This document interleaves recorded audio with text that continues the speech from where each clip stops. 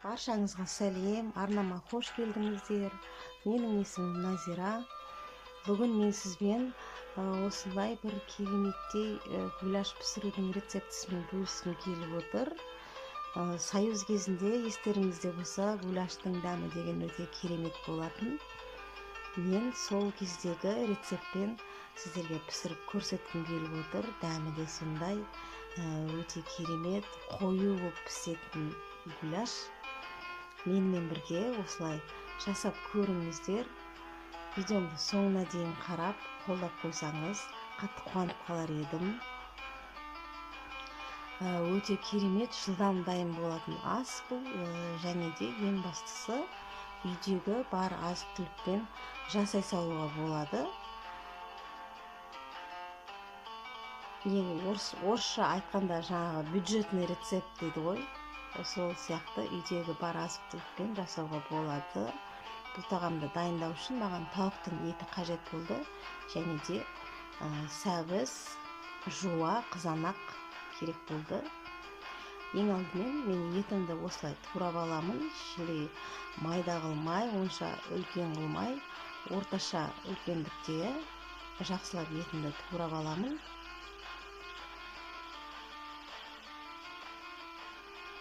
Достар, егер каналыма тіркелмеген болсаңыздар, каналыма тіркеліп, лайк басып, достарыңызбен бөлісіп қоюды ұмытпаңыздар. Мінекей, мен дайындап турап алдым етімді және көкөністерімді, сәбізімді, сарымсағымды, қызанақ, чесногымды осылай турап алдым. Ендігі кезекте қызып тұрған табаға манная крупаны салып, яғни күріш жармасын салып, осылай қызартып қуырып аламын. Негізі бұл тамақтың бар құпиясы осы күріш жармасында.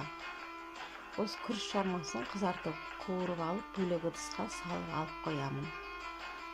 Ендігі кезекте осы табаға сұйық майымды құйып, ең алдымен тауықтың етін салып қуырып аламын жақсылап. Неге көріп тұрғандарыңызда осылай жақсылап қызартып қуырып аламын. Егерде сіздің үйіңізде сиырдың еті, не болмаса қойдың еті болса, сол сиырдың етінен, қойдың етінен дәл осы рецепт бойынша жасасаңыз болады. Өте дәмді болып шығады.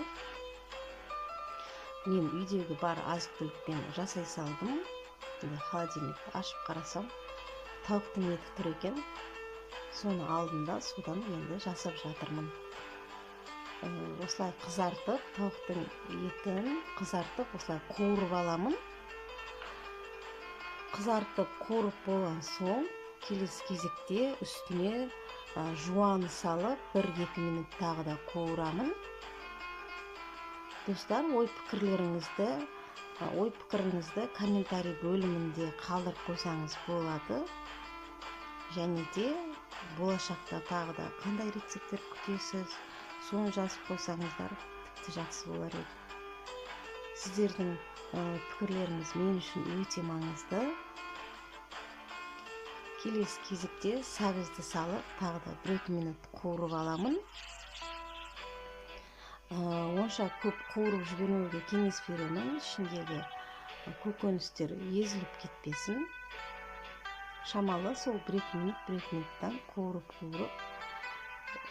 Келесі кезекте енді бұның үстіне қызанағым мен сарымсағымды салып, үстіне жаңағы дәміне қарай тұз, қарабұрыш, дәмдеуіштер саламын.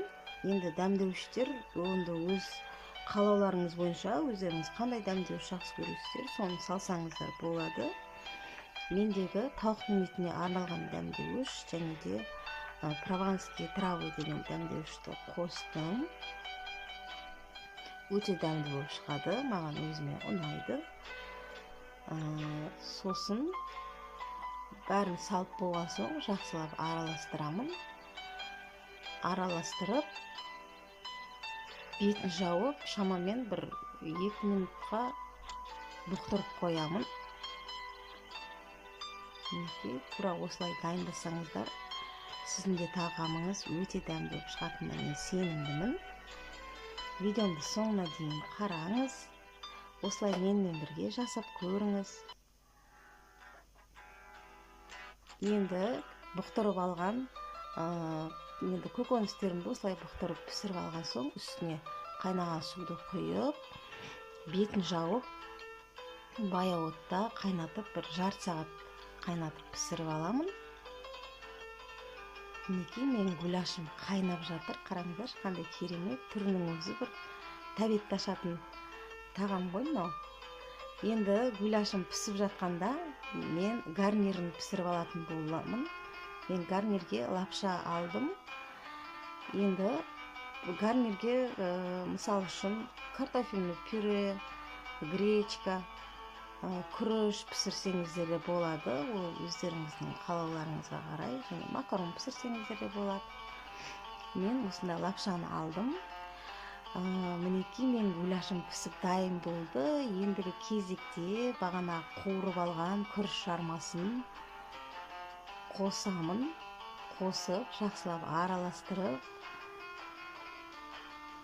осылай жақсылап, арасы түйіршік болып қалмасын, жақсылап араластырып алып, бетін жауып, шамамен бір 3 минутқа тағы да қойып қоямын. Баяу отта қайнап піседі. Мінекей мен лапшам дайын болды. Лапшаны осылай сүзіп аламын, суық суға салмаймын. Осылай бөлек ыдысқа сүзіп алып қоямын. Мінекей мен гарнирім дайын болды. Өте дәмді болып шықты деген ойдамын. Қазір дәмін көреміз. Осылай менімен бірге жасап көріңіз. Енді кезекте жаңағы пісіріп алған лапшаны тарелкаға салып, бетіне подливын құйып, осылай дастарханға ұсынсаңыздар болады. Иісі деген енді керемет. Осылай менімен бірге жасап көріңіз. Өте жылдам дайын болатын, өте дәмді тағам. Видеомды соңына дейін көргеніңіз үшін сізге көп рахмет. Ал енді дәмін көрейік, дәмі қандай болды екен. Иісі күшті.